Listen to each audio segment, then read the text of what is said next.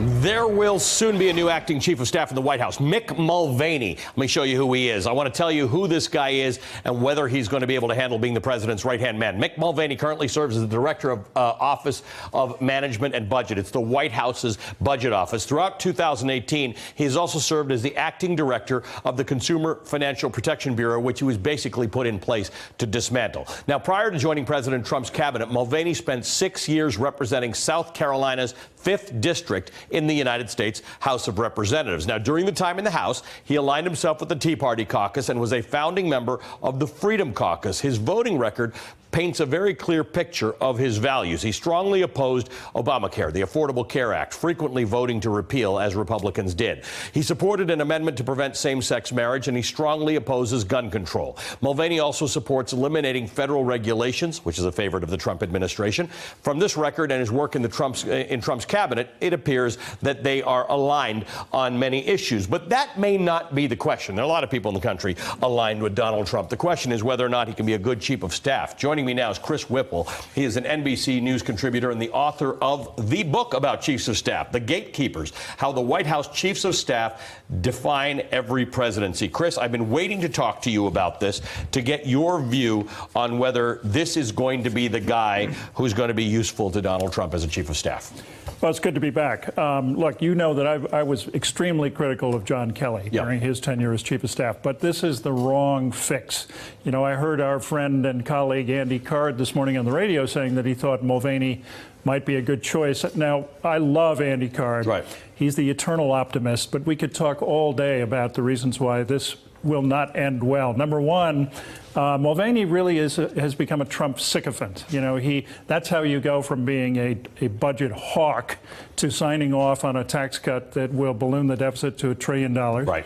People talk about, I don't think he has... Because Mulvaney as congressman would not approve of the tax cut. Yeah, but as soon as he joined the Trump administration, it was a completely different story. So that's the last thing you need as White House chief of staff, is somebody who is malleable, somebody who will not tell Donald Trump hard truths.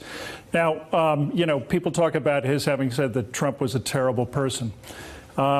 Equally famously, he once said that he never met a lobbyist who hadn't previously paid him. He specifically said, this was in April of 2018, he made a speech, if you are a lobbyist who never gave us money, I did not talk to you. If you are a lobbyist who gave us money, I might talk to you. I understand that might happen. It's definitely not a principle you want espoused by the White House chief of staff. This is a guy who evidently does not have the judgment to be White House chief of staff. He may come from Capitol Hill, but he's not liked on Capitol Hill. And, you know, you've also got the problem of he wants to be OMB director and chief of staff at the same time. Anybody who was OMB director and then became chief of staff, you know, like Jack Lew, would be the first to tell him, Josh Bolten and others, you can't do that. You can't do both jobs at once. And being acting chief of staff is also a recipe for failure, because you're walking around with an expiration date on your forehead and people will not take you seriously. You know, there are many other things we could talk about, but another huge problem is that this president is headed into a world of trouble. A series of investigations that will make Al Haig's final days look like a walk in the park. So you want a chief of staff without an expiration date, who has authority, who's able to tell the president what he wants to hear, and Mick Mulvaney doesn't meet the standard on those fronts. Mick Mulvaney is there because there was no plan B. Plan A was Nick Ayers. When that went down, they threw into the chair somebody who gets along with Donald Trump. His principal qualification is that he played golf with Trump, and that Trump can stand to have him in the same room.